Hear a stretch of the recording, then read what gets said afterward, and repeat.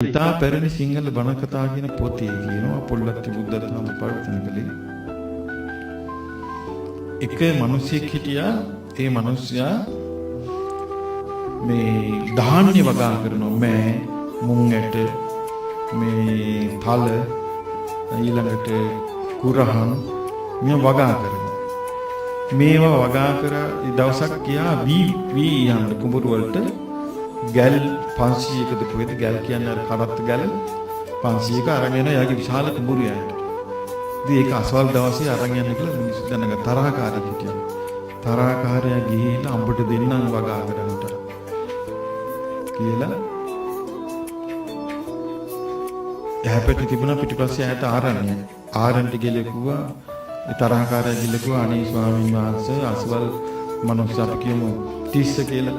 30 වහන්සේට අසවල් දවසේ ඔබ 509කට දානට ආරාධනා කළා කියලා. දැන් මේ ගැල් 500 පටවගෙන කුඹුරට හාන්ට ගෙනියන්න. බිත්තරද මේ සංඝයා වහන්සේලා 500ක් වඩිනවා. සංඝයා 500ක් වැඩියා. එතකොට 30 උපාසක වන්දනා කළා ස්වාමීන් කියලා. අයියෝ 30 උපාසක අපිට ආරාධනා කළේ දානට. කවුද ආරාධනා කළේ? අර අසවලා එවි මේ 500ක් දානට වඩින්න කියලා. දැන් මේ උපාසක ලෑස්ති මොකේද?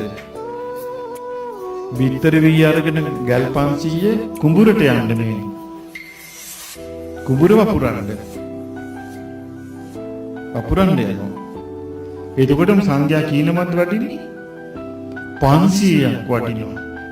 තරහකාරයෙක් කියලා අර කුඹුර වපුරන්න බැරි වෙන්න. යා කල්පනා කළා ඒකත් හරි කුඹුර වපුරන්න නෙවෙයි කුරු වතුරන්න නෙවෙයි මම මේක පින්කිටේ වපුරනවා. බලන ක්ෂණින් සිට වෙනස් කරගත්තා. මම මේක පින්කිටේ වපුරනවා. එහෙනම් වැඩේලි ස්වාමීනි කියලා ඉක්මනට මොකද කළේ? මේ වී ටික ඒකේ සඳහන් වෙනවා ගින්නේ දාලා රත් කළා කියලා. රත් කළා වී කොටලා වී ඉක්මනට බත් වේලා බත් වලින් කැඳ පෙරලා කැඳ දීලා කැවිලි දීලා බත් හදලා 509ටම දානි දුන්නා. දානි දීලා දැන් කුඹුරු ආලේ බලන් ඉන්නවා එනකම් වී යලට. දැන් පිටරි වලින් දානි දුන්නා. ලංකාවේ සිංහලයන් වැඩ. එක සිංහලෙක් විපුරන් දෙනවා අනිත් සිංහලයා ඒකට වල කපනවා. සිංහලේ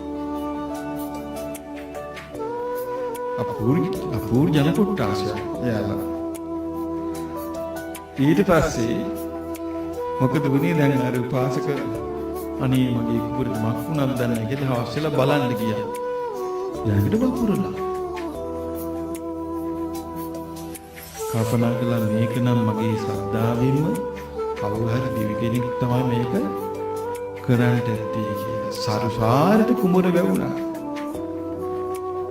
ඊළඟ කුඹුර දැන් කුඹුරේ වැවිලා දැන් මොන ගොයන් කපන්නට. දැන් අද ගොයන් කපන්න ලෑස්ති වෙනවා. හෙට ගොයන් කපන්න ලෑස්ති වෙනවා. උදේ යන්න දැන් පිරිසත් එක්ක.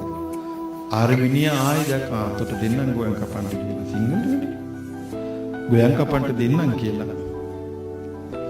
මොකද කළේ?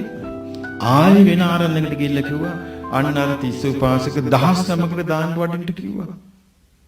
අනේ හාමුදුරු 19ක් වැඩි. වෙන කෙනෙක් නම් හාමුදුරුවෝ හිත අපාද ගන්නවනේ. මොන කරදරයක්ද මේ කියලා. වැඩක් කරන්න හදනකොට මූන් දෙල වඩිනවා. එහෙමනේ හිතන්නේ. 19ක් වැඩි. ඊට පස්සේ දැන් ගොයන් කපන එක පැත්තකින් දැම්මා. දාලා ඒ 19ට ගෙදර තිබිච්ච මේ හාල් වලින් දාන පූජා කළා. කළා හවස දැන් අද උදේ ගොයන් කපන්න කිව්වේ ඒක බැරි ගියා යනවා කියලා. දැන් හවස වුණාට කමන්නේ අපි යමන් කියලා පිරිසත් එක්ක දැන් යනවා. ඊළඟට ගොයන් කරත්තවල මේ වී පුරවන වෙන කට්ටියක් කියලා. අය 30 උපාසක මේ ඔයගේ වී ටික කියනවා. කවුද ඔයගොල්ලෝ කියලා. මමත් ඔයා කරන පින් අනුමෝදන් වන කෙනෙක් දෙවි. මම ඔයා කරන පින් අනුමෝදන් වන කෙනෙක්. ඔයාට බාධා වන්න වෙන්නයි මේ ගෙනාවේ. ආපහු හැරිලා යන්නේ අට මං ඔක්කොම මේ V8 ටික පුරවන්නම් කියනවා. ගෙදරට යනකොට V8 18ක් තියෙනවා. 18ම පුරවලා දෙවිවරු. ඒ වගේ අර මිනිස්සුම පෙළනකොට පින හඳුනන දෙවිවරු වෙලා උදව් කරනවා. මේත් එහෙම තමයි වෙන්නේ. දෙවියන්ගේ උදව් නැතුව මොකක් කරන්න බෑ. උඩ ලංකාවෙත් එහෙම තමයි මිනිස්සු අපිව පෙළෙන්නකට අපිට දෙවියන් උදව් කළා. පින අවංකව කරනවා නම් ඒ පුදුම එකක් කියනවා. පින අවංකවම කරනවා නම් හිත් දෙකක් නැතුව එක හිතින් ඒක දෙවියෝ අනුමෝදන් වෙනවා. ඒ අනුමෝදන් වුණ දෙවියෝ මේ පින කරන කෙනා කරදරයටපත් වුණොත් එයාට දෙවියෝ උපකාර වෙනවා. ඒක මම හොඳට අත්විඳලා තියෙනවා. ඒ සත්‍යය. ඒ නිසා මේ ඒ දෙවියන්ගේ අනුග්‍රහය තියෙන්නේ පිනට.